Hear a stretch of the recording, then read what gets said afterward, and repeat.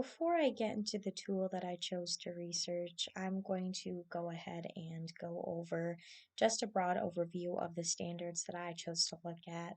The standards that I chose fall under the big category of recruiting interest. The first component for that is optimizing relevance, value, and authenticity to students. And this typically involves making whatever you're showing them relevant to their life. You're varying activities and sources of info so that they might be socially relevant, relevant to the age group, relevant obviously to different racial, cultural, and gender, ethnic backgrounds. So, really, something that can just be applied to various different groups of people because quite obviously you're going to be dealing with so many different types of people, so many different students you'll have in your classroom. So it's very important that what you have can actually apply to these students and that they can see themselves in what they're learning. The second component that I will be looking at is optimizing individual choice and autonomy. This includes that students are getting a say in their education. You get to give them choices. Maybe it's the level of the challenge, some type of tool that you're using. They get some choice in whether how they use that tool, or maybe you're giving them multiple tools to choose from. Maybe it's what the tool looks like. How much time they're going to spend on something, the context or the content that they're actually using to practice with. Essentially, this one deals with giving students choice in their schooling. And then you also get to your third one, which is minimizing threats and distractions. This talks about essentially one is your varying your levels of risk in the classroom. And by that, it means you're giving students multiple opportunities to encounter things that maybe they don't expect, or maybe things that are new to them. You're still balancing that obviously with routines and having things like charts or calendars or schedules that's going to give them some sense of predictability in what they'll be doing every day, but also you're mixing in that element of, okay, you're giving them something new and they're going to have to try new things, but because you have some of that predictability, it's a safe place for them to explore those changes.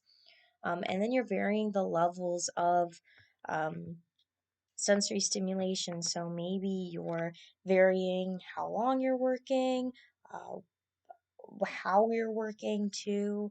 Are you going to give them breaks? What do those breaks look like? Are you giving them background noises? Are you playing music? What kind of music are you playing? I know sometimes if you're giving them a timer, for example, is that just a clock on a screen, or are you utilizing something like a sensory timer where there's a fun picture in the background? Um, there are plenty of ways to definitely go ahead and vary that for them. So, the tool that I chose was Google Arts and Culture, and this is something that is honestly really amazing, especially in a social studies context, because it offers such a wide variety of information and sources and pictures and even games that students can utilize. And it's just broad across time periods and places in the world. And it's all free because it is a Google program and it's very widely accessible because of that.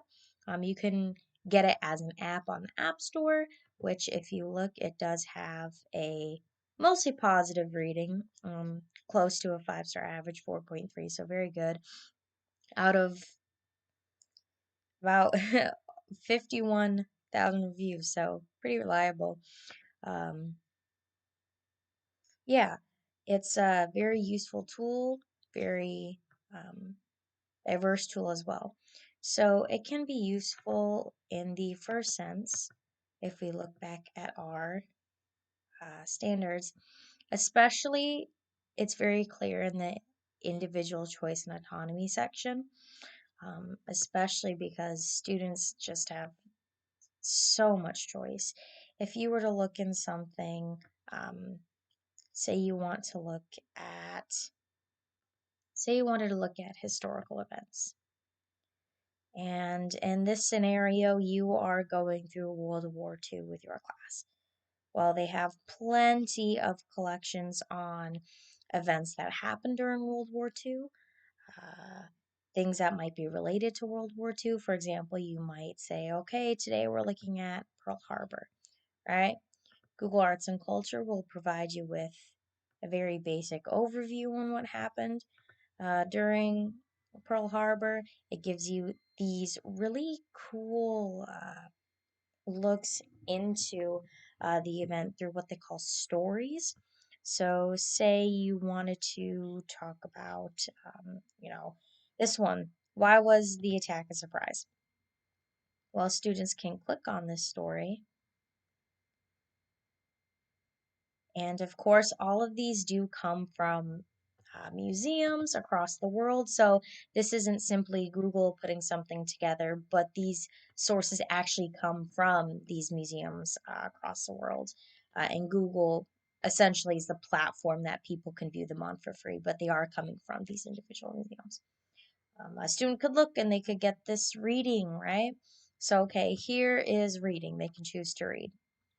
It's also providing pictures for students to look at. They get quotes, um, more look there. You get to see documents as well. There's also a variety of videos that students can look at.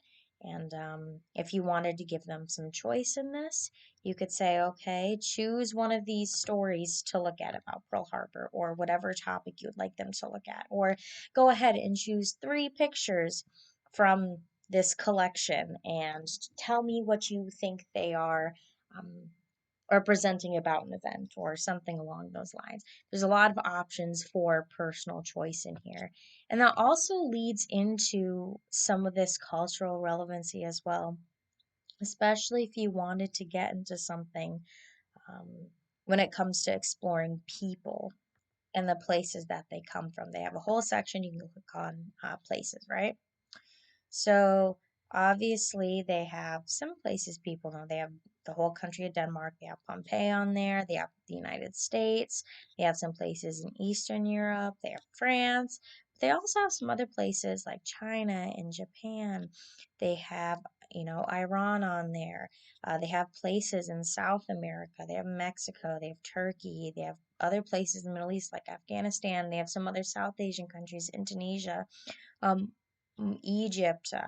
They have multiple places around the world that students can go and explore about through, whether it's an art collection or they can explore through ancient artifacts, right? This is an example. I clicked on Iraq. They could go and they could see all of these different features about these countries, and maybe it's a country that um, they might have ancestry from. It's a country that they've been to before, right? Or maybe they're simply interested in learning about these different countries. Um, Google Arts and Culture has a wide variety of sources for students to look at for this. And finally, for the aspect of minimizing threats and distractions, Google Arts and Culture, it is a Google feature which makes it very friendly to insert into things like Google Slides if you're somebody who maybe makes your daily bell ringers on those, or that is what you use for like your classroom agenda. It's very, very simple to go ahead and embed these things into that. So you have that every day for students to be able to click on and look through. Again, because it is also a Google feature, students are a bit more familiar with how to work these sort of programs. Obviously, you go through and you model it for them a bit more.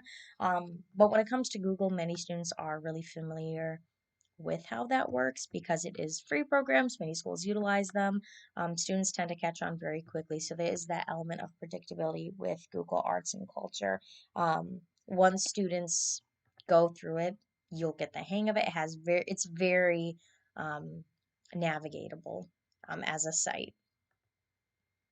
And this because Google Arts and Culture offers so many different types of sources, whether it is those stories we look at, whether it is pictures. They also offer games and videos as well. So you really do have so many options to vary the level of sensory simulation as well for students because it is just a bandwidth of sources.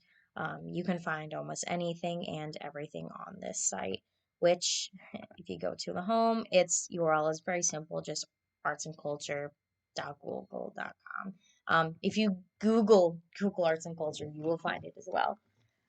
But yeah, that is basically what there is to this. It's a very useful tool. It's a very user-friendly tool. Uh, Tons of opportunities for diversity and to bring that into your classroom, and it is so easy to integrate into a lesson.